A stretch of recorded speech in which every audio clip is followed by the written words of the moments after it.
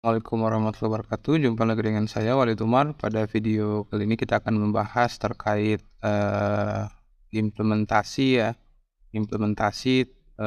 aplikasi web sekolah ya, atau bagaimana cara untuk melakukan proses pembuatan website sekolah dengan mudah ya di cPanel.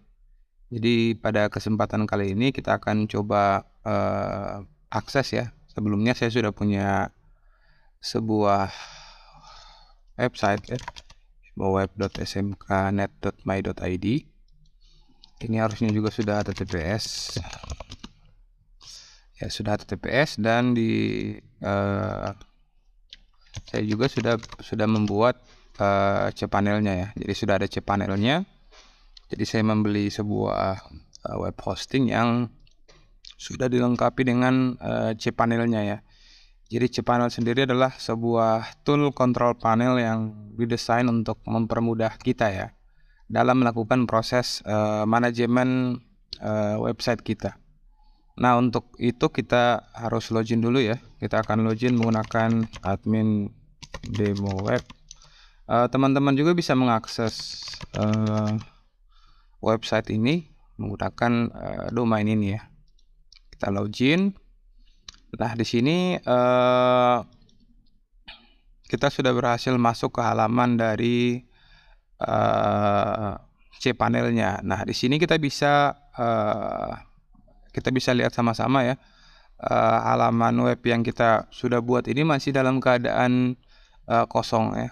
Jadi kita akan melakukan proses instalasi. Nah, proses instalasi sendiri kita akan menggunakan WordPress Toolkit ya. Jadi di cPanel itu sudah built-in dengan WordPress Toolkit yang bisa kita gunakan untuk melakukan proses pembuatan sebuah website menggunakan engine dari WordPress. Jadi kita masuk ke WP Toolkit. Setelah kita masuk ke WordPress Toolkit, kita akan coba install WordPress-nya. Nah, di sini akan ada sedikit wizard ya, website title, misalnya website SMK.net.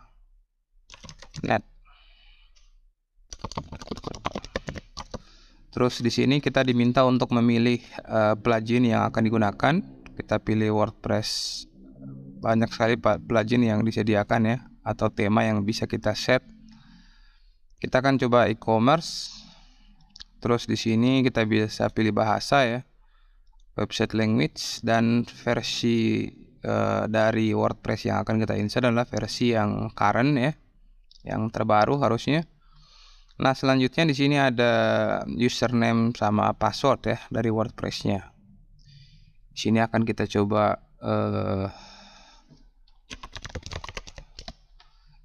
save ya, agar sebentar bisa kita gunakan ya. Nah, teman-teman juga bisa melakukan custom terhadap username dan passwordnya di sini. Oke. Sudah, kita bisa memasukkan juga email di sini yang akan kita gunakan untuk melakukan proses manajemen ya.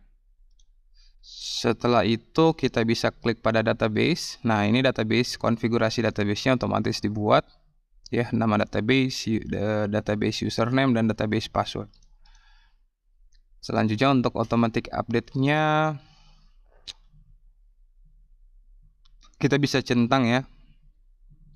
Kita bisa centang ketika kita ingin mengaktifkan fitur automatic update. Oke, enable auto update.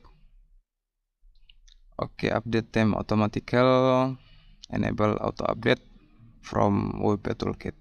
Nah, kalau sudah selesai, kita tinggal melakukan proses instalasi ya. Nah, kita di sini bisa melihat progres dari proses pembuatan websitenya. Nah, ini sedang melakukan download, unpacking, ada create database, ada configure the installation, dan yang terakhir adalah securing websitenya. Nah, ini posisinya dalam keadaan kosong ya, dalam keadaan kosong. Oke. Kita sebenarnya tidak perlu melakukan proses instalasi secara manual lagi ya. Kita tahu bersama Untuk menginstal sebuah website itu kita harus membuat database-nya secara manual dulu dan lain sebagainya yang harus kita persiapkan. Oke, proses instalasinya sudah selesai. Oke, di sini WordPress has been installed. Plugin experience. Oke, kita coba install plugin ya. Proses instalasi pluginnya sangat mudah. Semuanya sudah difasilitasi melalui WordPress Toolkit ya. Di sini kita bisa tambahkan plugin, kita bisa upload ataupun kita bisa ganti tema ya, sesuai dengan kebutuhan kita. Misalnya kita pilih tema yang ini, kita coba install, maka tema tersebut akan terinstall ya. Begitu sama halnya juga dengan plugin, ketika kita butuh misalnya plugin anti spam ya. Oke, anti spam. Oke, sudah otomatis terinstall. Kita coba install. Oke.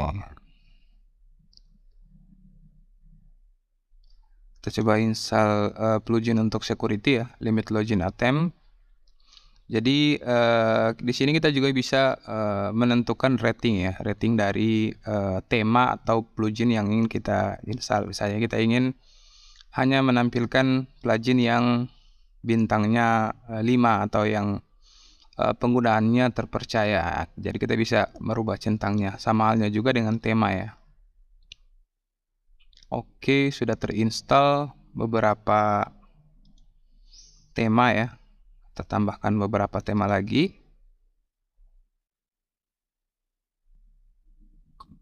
Oke, jadi kita bisa menginstal layanan tema tersebut pada secara background ya, otomatis terinstall. Kita bisa lihat di sini ada beberapa tool ya.